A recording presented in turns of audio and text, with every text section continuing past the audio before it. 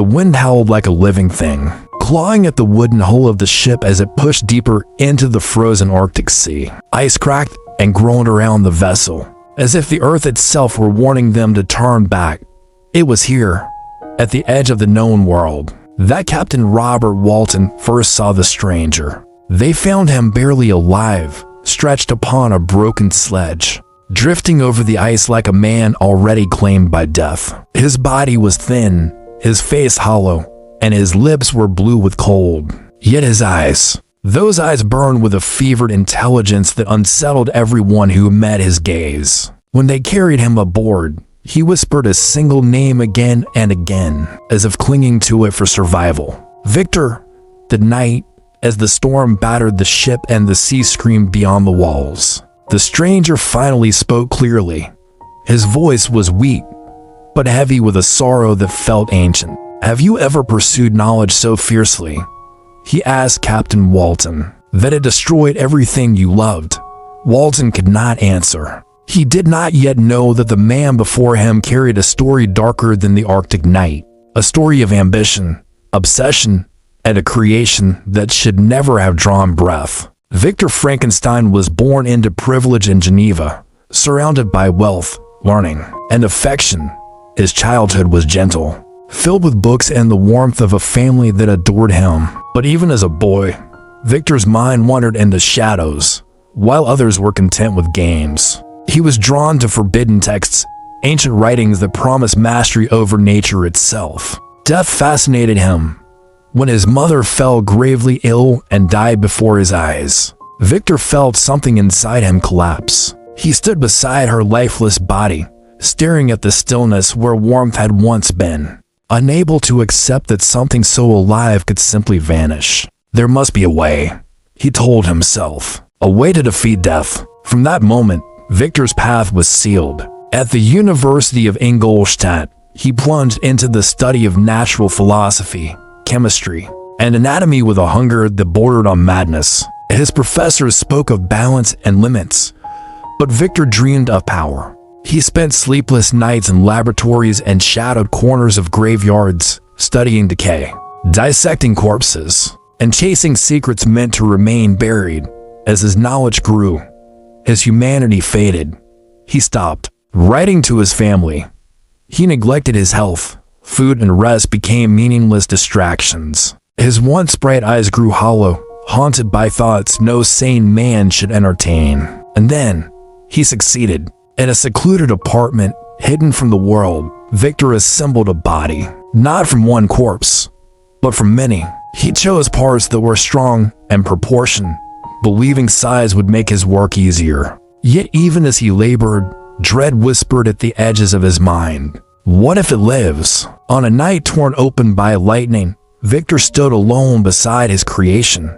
The body lay motionless, stitched together, pale and immense. With trembling hands, he initiated the final process. The room fell silent, then the chest rose. A breath. One yellow eye opened. Victor screamed. The being before him was not the beautiful creature he had imagined. Its skin stretched thin over muscle. Its lips were black. Its eyes were watery, lifeless, and horribly aware. It breathed, but it did not live as a man should. Overcome with horror, Victor fled. He ran from the room, from the building, from the truth that he had crossed a boundary never meant to be crossed. That night, nightmares consumed him. Visions of graves opening, of loved ones turning into monsters, of the creature standing over him, reaching out with unnatural strength. When morning came, Victor returned. The apartment was empty. The creature was gone. Victor's body and mind collapsed under the weight of what he had done. He fell ill for months, drifting in and out of fever, haunted by guilt and terror. When he finally recovered, he convinced himself it was over, that the horror had ended. He was wrong. A letter arrived from home. His youngest brother, William, had been murdered. Victor rushed back to Geneva, grief tearing at him like a wound that would not close. One stormy night, as he walked near the place where William had died, lightning split the sky. For a brief, terrible moment, Victor saw a towering figure on a distant hill. The shape was unmistakable. His creation. In that instant, Victor knew the truth. The monster lived, and it had killed. Yet, the world demanded justice, not truth. An innocent woman was accused, evidence was twisted, and Victor, paralyzed by fear and shame, remained silent as the sentence was carried out. Victor realized the greatest horror was not the creature he had made. It was his cowardice. Far from human eyes, the creature wandered alone, abandoned at birth, rejected by its creator. It learned the world through cruelty. Stones hurled by villagers, screams at its appearance. Doors slammed shut. Pain was its first teacher, yet within it burned a longing, not for violence, but for understanding. Hidden in the woods, watching a family from afar, it learned language, it learned kindness, it learned love, and slowly, it learned what it would never have. When the creature finally confronted Victor in the frozen mountains, it did not roar. It did not attack. It spoke. "You gave me life," it said, its voice calm but heavy with rage. "And then you abandoned me." Victor trembled as the creature stepped closer, its shadow swallowing him whole. "You will create another like me," it said quietly, "a companion, or I will make you suffer in ways death would envy." The wind screamed through the mountains, and Victor Frankenstein understood. His nightmare had only just begun. The Arctic wind battered the ship, but inside, a storm of a different kind was raging in Victor Frankenstein's mind. The creature's ultimatum echoed in his thoughts, a chilling promise: create a companion, another being stitched from the dead, or face a vengeance beyond imagination. Victor had stared death in the face before, but this was different. This was a horror he himself had birthed. He returned to his home in Geneva, a ghost shrouded in the lie of grief. He mourned his brother William, but in truth, he was fleeing the monstrous responsibility his ambition had unleashed upon the world. But guilt is a relentless shadow. It clung to him, followed him down familiar streets, and haunted the silence of his family home. His fiancée, the gentle Elizabeth, saw the change. His once bright eyes were now hollow. His hands trembled, and a frantic edge had crept into his voice. One evening, she reached for him, her touch a desperate plea. "Victor," she said softly, "you must speak. You cannot carry this alone." He forced a smile, a fragile mask over the terror festering within. "There is nothing to tell," he lied. "Only grief, only loss."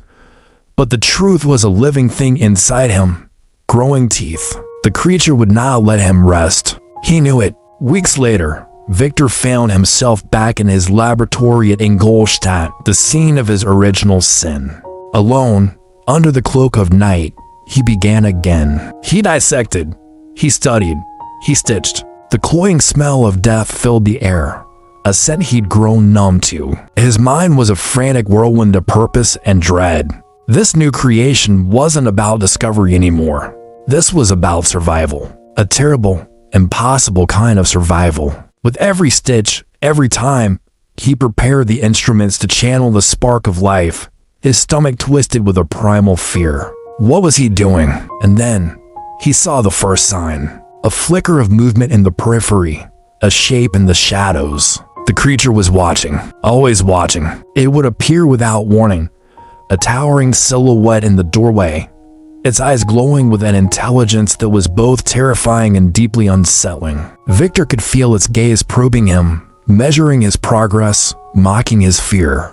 It never spoke, not at first, but its silence was heavier than any scream. Victor's nights devolved into a torment of paranoia. Every creak of the floorboards, every gust of wind rattling the window pane, sent him spiraling. He saw visions of his creation hunting him, its monstrous form a constant presence in his mind. And always, behind it, was the ultimatum, the companion or the vengeance. Elizabeth, back in Geneva, grew desperate. Her letters pleaded with him to abandon his work, to return to the family that still loved him. But Victor was a man possessed. Sleep became a forgotten luxury. Meals were left untouched, and letters from his friend, the explorer Walton, lay unopened. He was being consumed by a darkness he had created but could no longer control. Meanwhile, the creature roamed the vast, lonely landscapes of the mountains and forests. It was an education in cruelty. It observed humanity from a distance, seeing its capacity for hatred and violence. But it also saw moments of love, of family, of joy, glimpses of a world it could never be a part of. These moments didn't soothe its rage, they sharpened it. The longing for a companion became a burning obsession, intertwined with a venomous hatred for the man who had abandoned it to this solitary misery. Its mind, once a blank slate, was now a complex web of strategy and obsession. One evening, it appeared at his lab window, a shadow torn from the fabric of the night. "Have you considered your choice?" Its voice was a hollow, commanding rumble. "You will give me someone like me, or I will destroy all you love." Victor staggered back, his hands trembling over the glass jars and surgical tools that littered his workbench. "I will do it," he whispered, the words tasting like ash in his mouth. But his heart, his very soul, recoiled at the thought. How could he risk unleashing another such being upon the world? How could he condemn humanity twice? The creature stepped closer, its grotesque form filling the window frame. Yet, beneath the monstrous exterior, Victor saw a flicker of profound sorrow, a sorrow only his own failure had caused. "Do not delay," it warned, its voice dropping to a menacing whisper. "Time is not yours to waste. Your hesitation will cost lives." To escape the creature and his own conscience, Victor fled into the mountains. The alpine forests were cold and silent, the earth blanketed in a tomb-like layer of snow. But there was no escape. Every shadow seemed to mock him. Every gust of wind whispered his name. He was no longer a scientist hunting for knowledge. He was prey, hunted by his own creation. Then, fate, cruel and cunning, delivered its next blow. Back in Geneva, tragedy struck again. Victor's beloved childhood friend, Justine, was accused of William's murder. A locket, a treasured gift, was found in her possession, planted there by the true killer. Victor knew the truth. He knew the creature had framed her, but he was paralyzed by fear. How could he explain? Who would believe him? The creature's influence was already twisting the lives around him, using the innocent as pawns in its sadistic game. Justine was executed. Her terrified cries became another ghost to haunt Victor's waking moments. From a distance, the creature observed. It had won the first round, and it was far from finished. Broken, Victor finally agreed. He would create the companion. His journey took him to a desolate, remote island in the northern seas, a place of wind and rock and crashing waves. He brought his supplies and instruments, determined to finish this ghastly task in total isolation. Night after night, he worked, the storm outside a perfect mirror for the chaos raging within him. He stitched together limbs and organs, assembling a female form from stolen corpses. Lightning cracked across the sky, and the island itself seemed to shiver, as if in anticipation of the horror he was about to complete. And then, with the new creature nearly finished on his table, Victor stopped. He stared at the lifeless form, a near-perfect mirror of his first monster, and something inside him snapped. He saw the future, a race of these beings, a world plagued by their sorrow and their rage. He couldn't do it. He could not be responsible for doubling this horror. He would not condemn humanity or himself twice over. But he was not alone. The creature, hidden in the shadows of the hovel, had followed him. It had been watching, waiting, and as it realized Victor's decision, its patience shattered. Its hope curdled into a fury that erupted like a tempest. Victor fled. He abandoned the half-finished companion, left his tools and his laboratory in ruins, and scrambled to his boat. He escaped the island, escaping the creature's immediate wrath, but the promise of vengeance followed him, a shadow he could never outrun. The monster's rage was absolute. It tore apart the workshop, destroying what Victor had left behind, its howls of anguish and fury swallowed by the storm. And then it spoke, its voice a terrifying promise carried on the wind. "You refuse me, Victor. Then I shall be your torment. You will see the world you love turn to ashes. You will suffer as I have suffered. You will know death in a way no man has ever known." Victor fled across the churning sea, haunted by the echo of that promise. He didn't sleep. He didn't rest. He didn't dare return to Geneva, because he knew the next stage of horror was not just possible, it was inevitable. The creature had learned, it had planned, and it would not relent. It began to strike, not at Victor directly, but at the edges of his life, cruelly, subtly. Servants vanished. Friends were attacked under mysterious circumstances. Storms seemed to follow him wherever he went, and everywhere he felt the same crushing weight, the unseen eyes of a being that would never, ever forgive. Victor Frankenstein had created life, and in doing so, he had unleashed a sentient plague of death upon everything and everyone he held dear. He finally understood, with a chilling certainty, that his tale was not just a story. It was a confession, and it was a warning. The creature's revenge had only just begun. Victor Frankenstein's health was in ruins. His body, once strong and full of life, was now a fragile shell, wasted by fever, sleepless nights, and the crushing weight of guilt.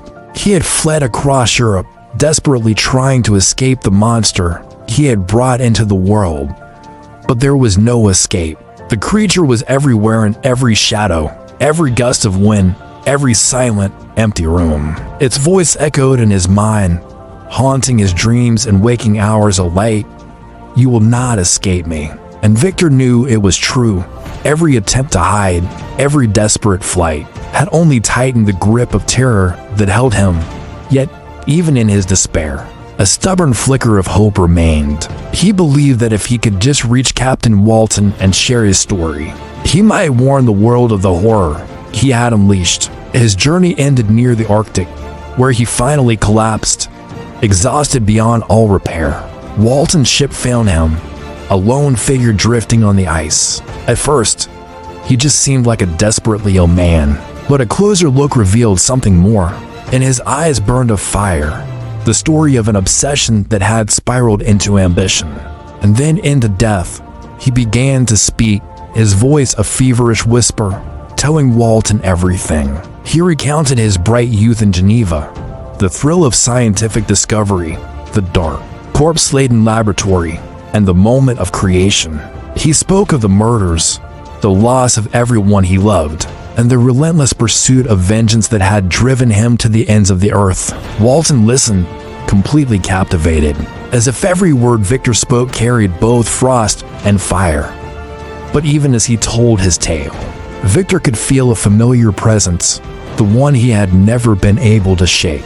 The creature, unseen yet palpable, hovered just at the edge of his perception.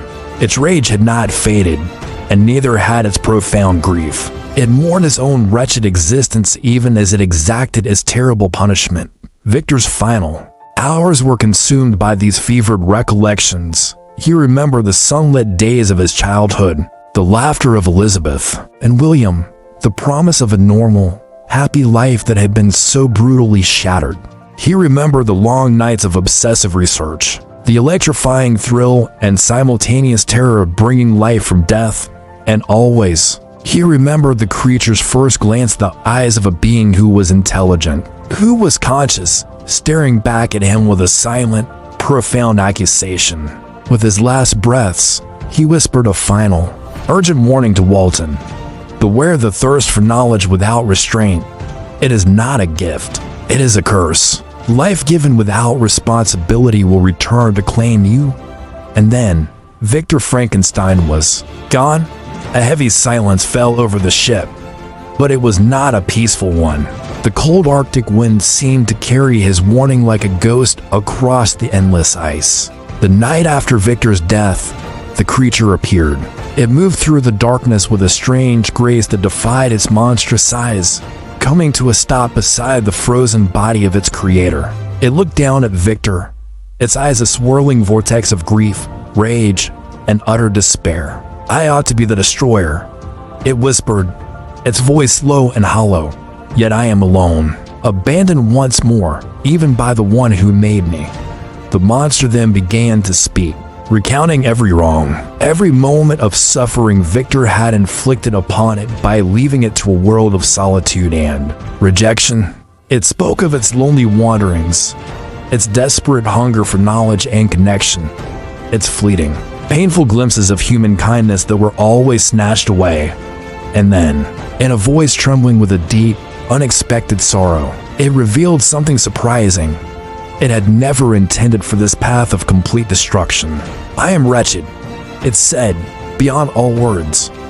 But I see now that no vengeance can heal my soul. All who loved Victor, those I harmed, were innocent.